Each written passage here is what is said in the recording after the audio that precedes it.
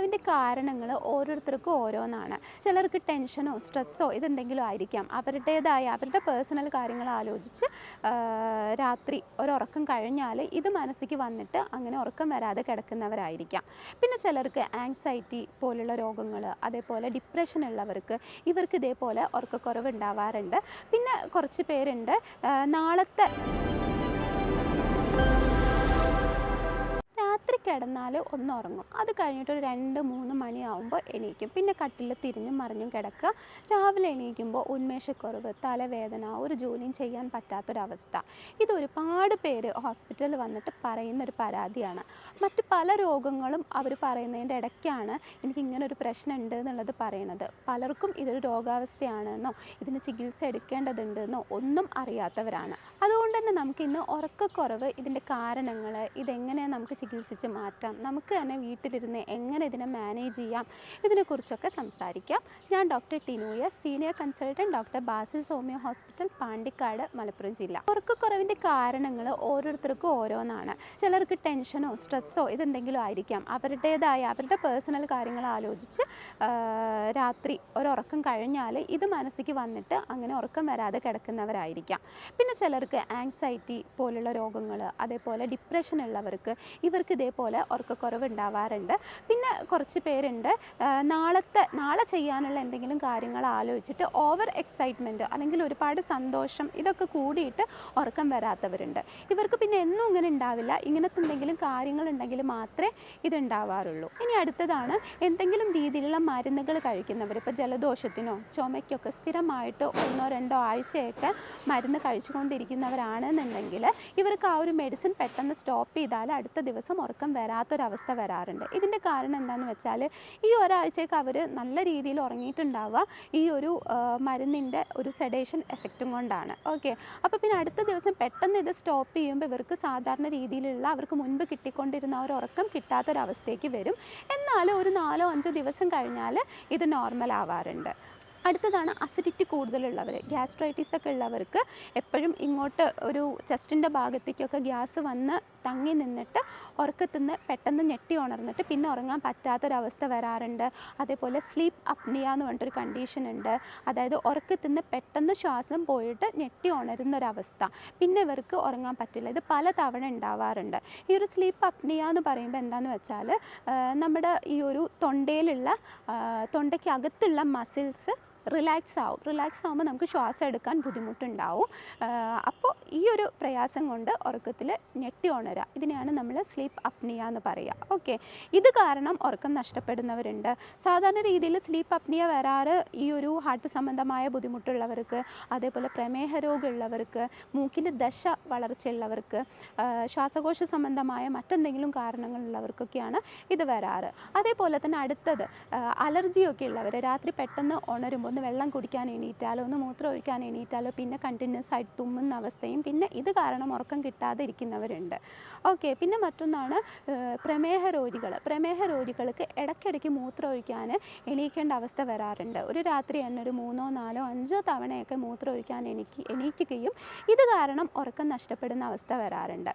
പിന്നെ മറ്റൊന്നാണ് പ്രോസ്റ്റേറ്റ് ഗ്രന്ഥിയുടെ വീക്കമുള്ളവർക്ക്. പ്രോസ്റ്റേറ്റ് ഗ്രന്ഥിക്ക് വീക്കം സംഭവിക്കുകയാണെന്നുണ്ടെങ്കിൽ എന്ത് സംഭവിക്കും? മൂത്രം മുഴുവനായിട്ട് ഒഴിഞ്ഞു പോവാത്ത ഒരവസ്ഥ വരാറുണ്ട്. ഇടയ്ക്കിടയ്ക്ക് മൂത്രം ഒഴിക്കണം, മൂത്രം മുഴുവനായിട്ട് പോയിട്ടില്ല, ഇങ്ങനെയുള്ള ഒരു തോന്നൽ വരാറുണ്ട്. അങ്ങനെയുള്ളവർക്കും ഈ പറഞ്ഞ പോലെ ഉറക്കത്തിന് പ്രയാസം ഉണ്ടാവാറുണ്ട്. പിന്നെ മറ്റൊന്നാണ് ഗർഭിണികൾക്ക് ആ ഒരു 7 months 8 months ഒക്കെ കഴിഞ്ഞിട്ടുണ്ടെങ്കിൽ ഇങ്ങനെ ഈ ഒരു വലിയ യൂട്രസ്, അതായത് യൂട്രസ് വലുതാവുമല്ലോ, ഈ ഒരു യൂട്രസ് മൂത്രസഞ്ചിയിൽ പോയി അമർന്ന് ജാമായിട്ട് ഇങ്ങനെ ഇടയ്ക്കിടയ്ക്ക് മൂത്രം ഒഴിക്കാനുള്ള ടെൻഡൻസിയും രാത്രി ഉറക്കക്കുറവും കാണാറുണ്ട്. ഓക്കെ, അപ്പോൾ ഇതൊക്കെയാണ് സാധാരണ രീതിയിൽ ഉറക്കക്കുറവിൻ്റെ പ്രധാന കാരണങ്ങളെന്ന് പറയുന്നത്. ഇനി നമുക്ക് ഈ ഒരു ഉറക്കക്കുറവ് കാരണം എന്തൊക്കെ ബുദ്ധിമുട്ടുകൾ ഒരാൾക്ക് വരാം, ഓക്കെ, ഒരാൾ എന്തൊക്കെ പ്രശ്നങ്ങൾ ഫേസ് ചെയ്യാം എന്നുള്ളത് പറയാം. സാധാരണ ഈ ഒരു ഉറക്കക്കുറവുണ്ടെങ്കിൽ രാവിലെ എണീക്കുമ്പോൾ അവർക്ക് ഉന്മേഷം ഉണ്ടാവില്ല, ഒരു ജോലിയും ചെയ്യാൻ പറ്റില്ല. ഓക്കെ. തലവേദന വരാം, ഈ ഒരു ഉറക്കക്കുറവ് കാരണം തലയ്ക്ക് മന്ദത വരാം, അസിഡിറ്റിയുടെ ബുദ്ധിമുട്ട് വരാം, ഓക്കെ, ദഹന പ്രശ്നങ്ങൾ വരാം. ഇതൊക്കെ ഈ ഒരു ഉറക്കക്കുറവ് മൂലം ഉണ്ടാവുന്ന പ്രശ്നങ്ങളാണ്. പിന്നെ മറ്റൊന്നാണ് മൈഗ്രെയിൻ തലവേദന ഉള്ളവർക്ക് തലവേദന കൂടാനുള്ള സാധ്യത, അവർക്ക് ഇതിൻ്റെ ഫ്രീക്വൻസി ഇടയ്ക്കിടയ്ക്ക് മൈഗ്രെയിൻ തലവേദന വരാനുള്ള സാധ്യത. അതേപോലെ തന്നെ പ്രമേഹ രോഗികളാണെങ്കിൽ ഈ ഒരു പ്രമേഹം കൂടും, ഈ ഒരു ഉറക്കം കൃത്യമായിട്ട് കിട്ടിയിട്ടില്ല എന്നുണ്ടെങ്കിൽ. അതേപോലെ ഡിപ്രഷന്, ആങ്സൈറ്റി ഇതുപോലുള്ള ബുദ്ധിമുട്ടുകളുള്ളവർക്ക് ഈ ഉറക്കക്കുറവ് കാരണം ഇത് കൂടാനുള്ള സാധ്യതയുണ്ട്. ഉറക്കക്കുറവ് കാരണം മറവി, കോൺസെൻട്രേഷൻ കുറവ് ഇതൊക്കെ വരുന്നവരുണ്ട്. ഇനി നമുക്ക് ഈ ഒരു ഉറക്കക്കുറവ് എങ്ങനെയൊക്കെ മാനേജ് ചെയ്യാം എന്നുള്ളത് നോക്കാം. ഏറ്റവും പ്രധാനപ്പെട്ട നിങ്ങൾക്ക് പ്രമേഹം ഉണ്ടെങ്കിൽ അതിന് മരുന്ന് കഴിച്ച് ഫുഡ് കൺട്രോളൊക്കെ ചെയ്ത് കൺട്രോൾ ചെയ്യുക എന്നുള്ളതാണ്. അതേപോലെ പ്രോസ്റ്റേറ്റ് ഗ്രന്ഥിയുടെ തകരാറുള്ളവരാണെങ്കിൽ അതിന് ചികിത്സിച്ചിട്ട് മാറ്റുക.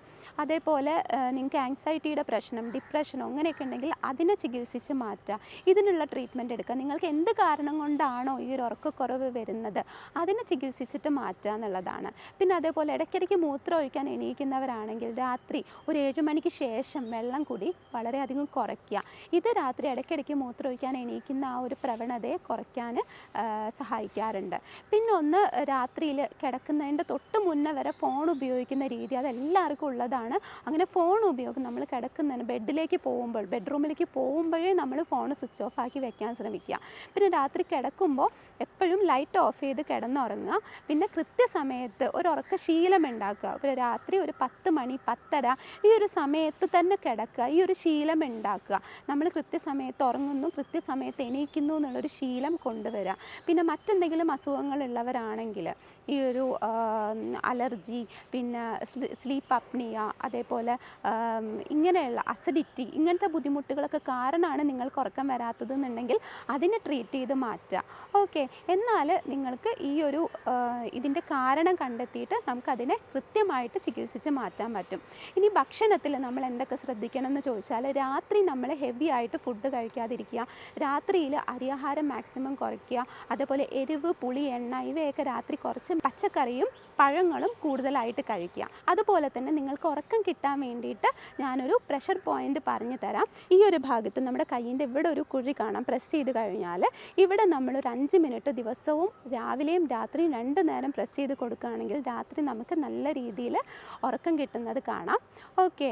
ഇനി നമുക്ക് ഉറക്കത്തിൽ നിന്ന് പെട്ടെന്ന് എണീറ്റിട്ട് നമുക്ക് ഉറക്കം കിട്ടുന്നില്ല എന്നാണെങ്കിലും ഈ ഒരു പോയിന്റിൽ ഒരു 5 മിനിറ്റ് ഇങ്ങനെ പ്രസ് ചെയ്ത് കൊടുത്താൽ നമുക്കൊരു പെട്ടെന്ന് തന്നെ നമുക്ക് ഉറക്കം കിട്ടുന്നത് കാണാം. ഓക്കെ.